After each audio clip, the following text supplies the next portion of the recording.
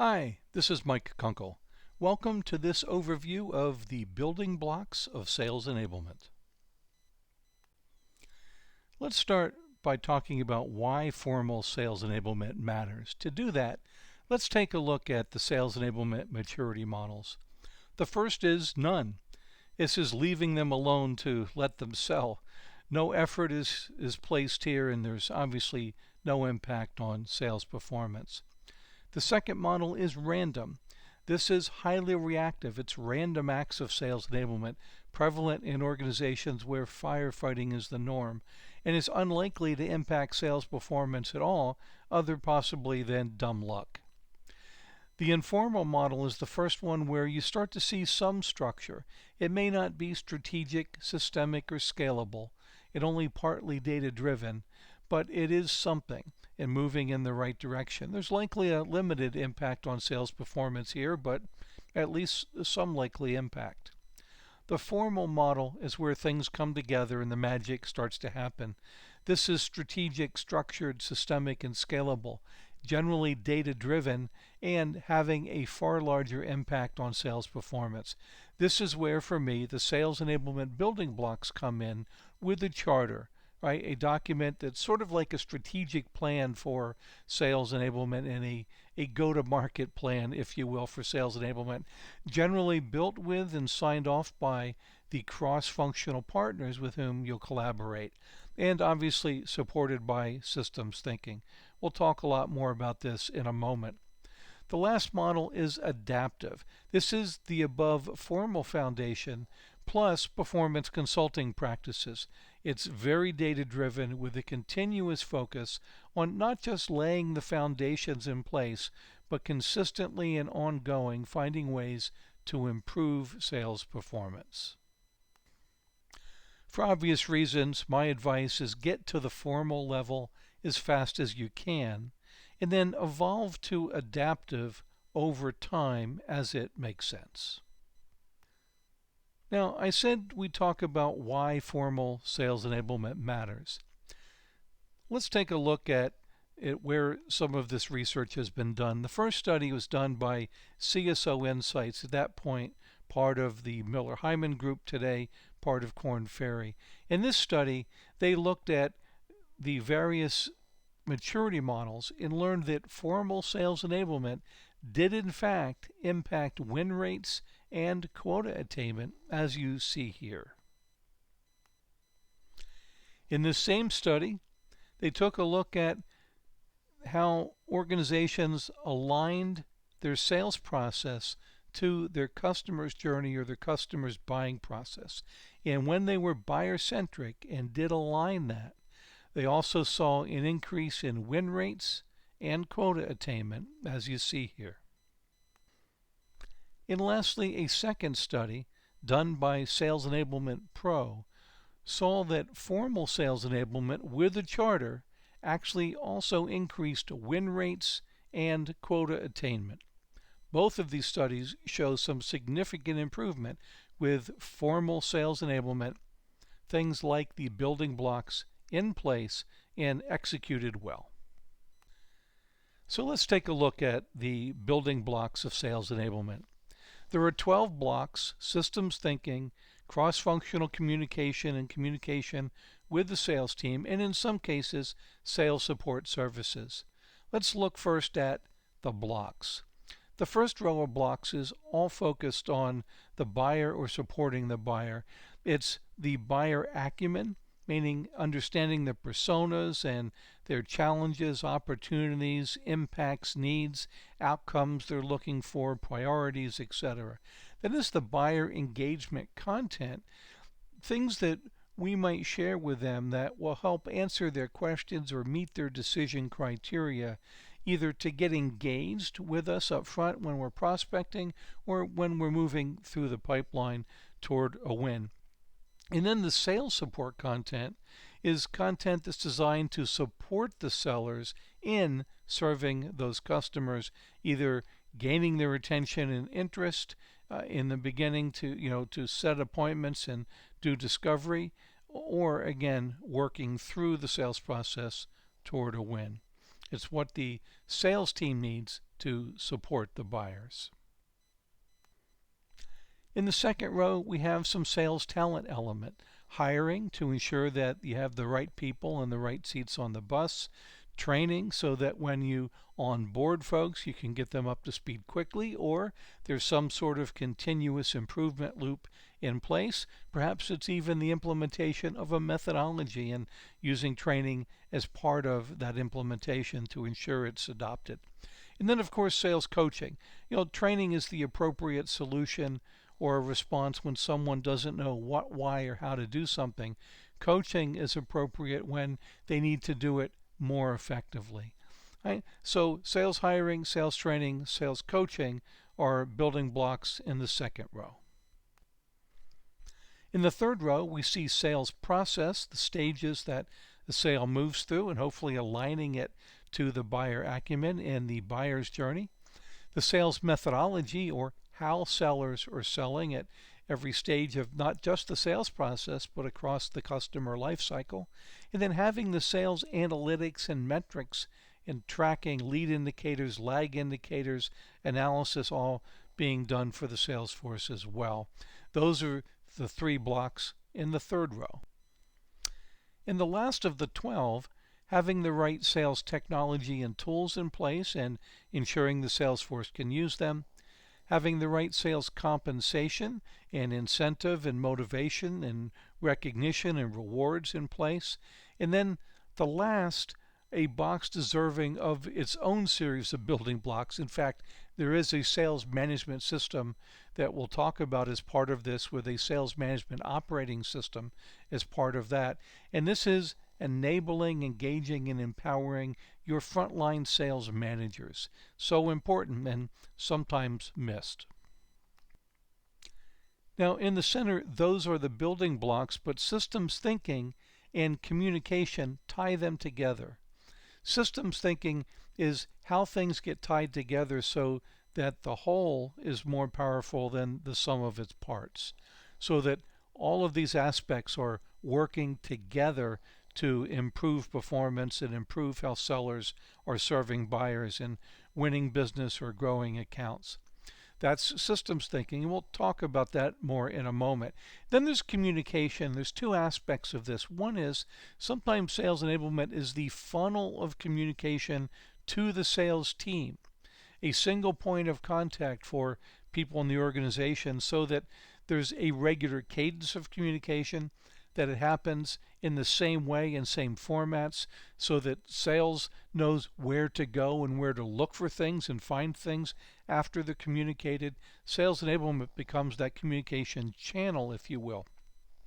And then there's communication with your cross-functional partners, the setting up and establishing of the charter or the updating of the charter, the ongoing review meetings of progress and projects and initiatives and things that are working or not working, and how you need to work together or cross-functionally collaborate even more effectively. That communication, either to the sales force or with internal partners, is another piece like system thinking that ties these building blocks together. And the last element is one that is either optional or most organizations don't have it, but if you are large enough and have the resources and the budget, you may offer sales support services. This might be things like a sales ops team who helps with RFPs, or it might be a deal desk reviewing complex deals or helping put together the solutions, solution architects perhaps, or even the contracting for these deals to ensure it's all done right, pricing's effective, etc. It might be coaching services as part of this. It might be helping sales reps research accounts and prepare for meetings or put the right decks and resources together. All of those could be sales support services, often done with a service level agreement or SLA between the entity who's doing the support for the sales team, like sales ops or sales enablement or someone else, and the sales force who would request those services. In here are the building blocks. with systems thinking, communication, and support services in their entirety. Let's take a closer look next at the systems thinking piece. These are the 4 sales systems that I have incorporated into the sales enablement building blocks. I do want to offer that these are not the only possible sales systems.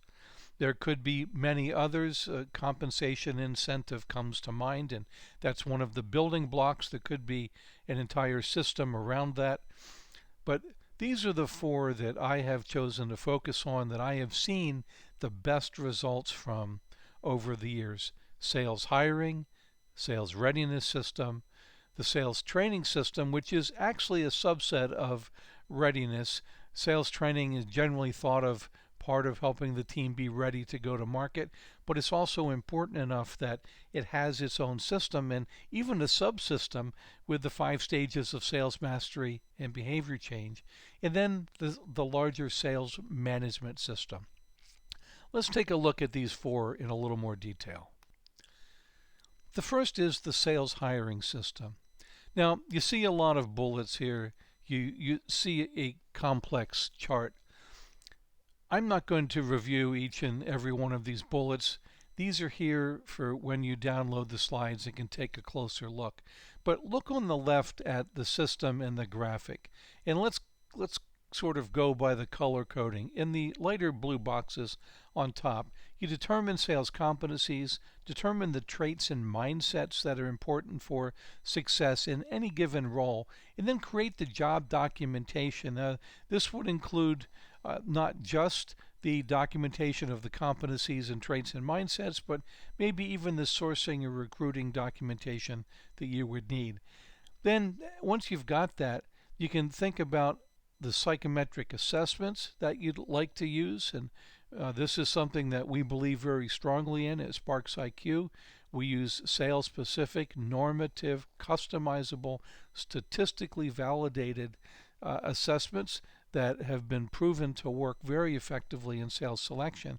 But assessments are still only part of the picture, so then you want to consider behavioral interviewing, which is interviewing is, by the way, is not known to have a very high predictive validity or be very predictive of sales success, because we all have so many biases. And if let's face facts, if sales reps can sell anything, they can sell themselves. So interviewing is not known to be highly effective, but you can make it more effective or as effective as possible. And behavioral interviewing is one of those ways, as are asking situational or hypothetical questions to check judgment. So consider those in setting up interviewing. You want to consider skill validations or role plays. Imagine hiring a basketball player, a baseball player, a musician, a professional dancer without actually seeing them in action. That just doesn't happen, right? There are auditions for that, or scouting for sports. Yet we'll very often hire salespeople without ever having seen them in action, even in a simulation or a role play. Something I think is very important and I found to be highly effective. And then whatever you want to or need to or can with your state and HR regulations, whatever background checks or reference checks you want to do, that's the last piece that sort of ties up the sales hiring system. Next is the sales readiness system and the subset of the sales training system. We'll take a look at these separately.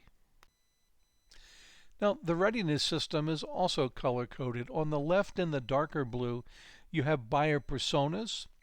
This is where you do some research to understand the buyers in your market, their various roles, things that matter most to them, their buying journey they typically take, who takes it with them, what factors they consider, emotional factors in the decision, all of the things that make up each of your typical buyers.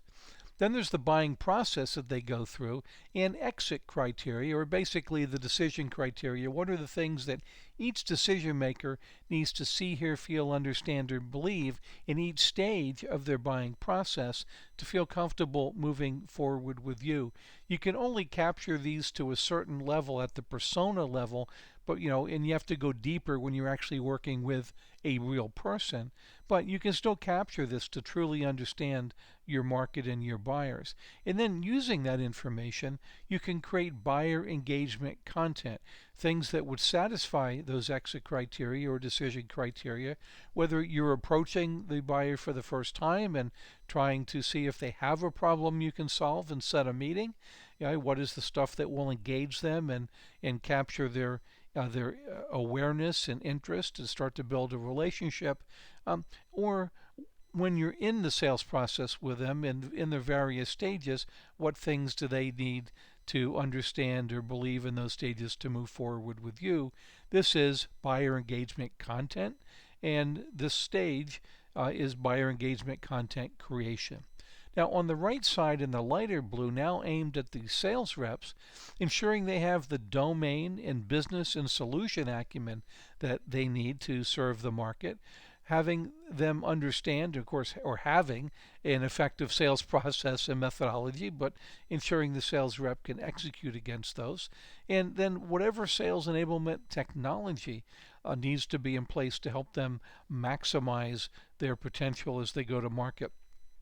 These rest on a foundation of having the right analytics, the metrics and measures and analytics of all of those things, as well as the sales training system, which, as you know, we do blow out into its own system, and we'll take a look at that now.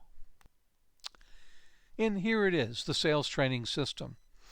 There are three major buckets in the system. One is preparing for change, then it's actually guiding the change, and last, cementing the change.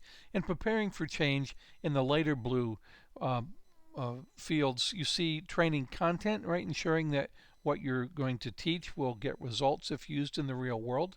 Ensuring that the learning design and the learning experience is excellent so that people not only enjoy it, but they learn what they need to.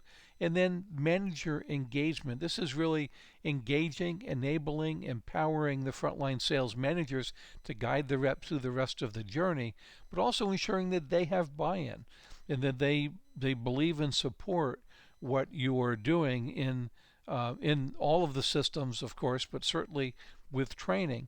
Because if the frontline managers don't buy in and support it, they're not as likely to drive the change at the front lines, and frontline sales managers are known to be the performance lever for really maximizing sales training effectiveness and being a force multiplier for performance.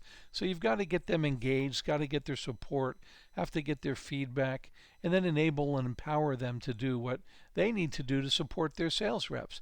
And some of that is in the next piece, guiding the change with the 5 stages of sales mastery and behavior change: learn, remember, practice, apply, and master. Think about it this way: just because someone learns something doesn't mean that without some purposeful intervention that they're going to remember it. You have to do something to help keep it top of mind. Then an opportunity to practice. We miss this far too often in sales. Giving them an opportunity to practice in a safe environment, and perhaps though a challenging environment at times, where they have feedback loops and have an opportunity to get feedback, but then to put that feedback back into action in role play or do a simulation or practice again to get better and practice in that environment rather than out there practicing on customers. Then it becomes time to apply what they've learned and what they've practiced and what they've begun to master in the real world. Just because they've learned it, remembered it, and practiced it doesn't mean they're going to apply it without some help sometimes or prompting. Perhaps it's job aids, perhaps it's managers guiding them and going on the next call with them to help them do it. And then after they do it, just because they did it doesn't mean they did it well, especially if it's a new skill, or that they're going to continue to do it, because we all know that when people are outside their comfort zone, they often want to sneak back inside it. So after they apply it, then it's a matter of coaching and mastering and helping them stick with it, get better, and mastering the skills over time. Now, in the last section, in the gray boxes, cementing the change, imagine that you've gone through all of this at this point just to say, oh, okay, that was great, but we're not really going to make this stick now in the culture. Right? It's unfortunate how often that actually happens, but it sounds so crazy when we say it out loud. So get the metrics and measures in place to see that what you're teaching is being used and is being done well. Then performance management, managing to the behavior and to the performance expectations. There's a survey in 2019 by the Association for Talent Development asking sales training and sales enablement leaders, what is the single biggest barrier to sales training success? And in that survey, 59% of the respondents said that the single biggest barrier to sales training success is the inability to hold reps accountable to actually use what they were taught. That's a lack of performance management, and that's something that we need to change as a profession. And then lastly, and I think you already get the sense of this, it's really leading and managing this change until it cements in the culture. Culture, I think of it as the way we do things around here. And if you're implementing a sales methodology, for example, and you're using the sales training system and the 5 stages, you want to continue with that until what you're teaching just becomes the way we do things around here. And that's the sales training system. Next is the sales management system. This one's a little complex, so we'll walk through it step by step. The first thing is removing barriers to frontline sales manager engagement. It's odd, but many organizations put so much on the plates of their frontline sales managers that they can't do the training, the analysis, the coaching, spending time with their team members to help them improve sales performance, which, I hope it's obvious, should be their primary responsibility, but they're often so busy or pulled in so many directions, and that's what this is all about. Let's get those barriers out of the way. Let's get out of the sales prevention business. Then it's sales hiring. This is really just helping the managers master their part in the sales hiring process and the implementation of the sales hiring system that we looked at earlier. Now comes a really fun part, a sales management operating system. Lots of moving parts here. Let's walk through this one by one. First, it's really mastering sales process, your sales methodology, and the customer life cycle. Because if the frontline sales managers aren't masters at this, how will they ever expect their frontline sellers to be? So it starts here. And then it's a look at the activities for the managers, ensuring that the right account assignments, territory optimization, lead qualification, and opportunity management are in place, that they know how to run an effective pipeline meeting and forecast meeting, and then the strategic account management practices are in place, and that all of these are two things. One, executed effectively, and then done in a regular cadence that is agreed upon. Now, the practices and cadences might vary by company, but it's getting into the right cadence for your company, and it's also assigning the right activities. These are some generic activities that I've selected, but as I've implemented this system in places, I've always tried to ensure that we were selecting the right activities for that company. It's the same with this next piece, the meetings that you expect your managers to hold. There's generally a monthly team meeting. There are pipeline meetings, forecast meetings. Sometimes those meetings happen weekly, but the last week of the month or the last 2 weeks of the quarter, they might even happen more frequently. Obviously, there is one-on-one observation and coaching, and that's got to be scheduled if you actually expect it to happen. And perhaps a best practice sharing meeting, and there may be other things at your company, but these are some examples of some of the team meetings. And the managers need to know what are the best practices for running those meetings, and what is the cadence that you expect them to hold them. The next piece is part of sales coaching excellence. It's sales analytics in Rome. Rome is just an acronym for results versus objectives. comparing the two, and then looking at the activities and the methodology or the quality of those activities to help diagnose the current state and find some places that you might help a sales rep improve their performance. Then it's about performance analysis and finding the right solutions, right? It's really analyzing the root cause of the performance gaps and whether the solution is training, coaching, counseling, or something else, right? Applying the right solution to solve the problem. And when training or coaching are the right solutions, right, then there's models for field training and coaching to help managers do those as effectively as possible. The last piece of the sales management operating system is the sales performance management that we talked about earlier, ensuring that reps are doing what they're expected to be doing, and also someone ensuring that these frontline managers are meeting their expectations and etc. on up in the organization. The last piece in the sales management system overall is mastering whatever ERP, CRM, and sales technology tools that you use and have in place. It's surprising, but in many organizations in which I've worked, sales managers were not strong in understanding or using these tools and struggled at helping their reps learn to use them and therefore didn't hold reps accountable for them. So this is the sales management system and something that I have seen make a radical difference in the effectiveness of frontline sales managers and thereby improving sales performance. It's a great system. So that's a lot of information about the building blocks and the systems. But one of the things that I've seen people struggle with and wonder about is how does system thinking actually support these building blocks? So here's how I think of it. The building blocks or the framework or the pieces of the puzzle.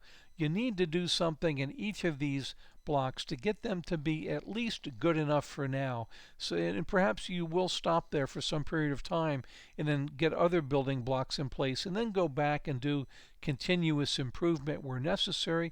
Although sometimes good enough for now becomes good enough forever if you're doing it well enough. But having something in each of these is the framework of sales enablement.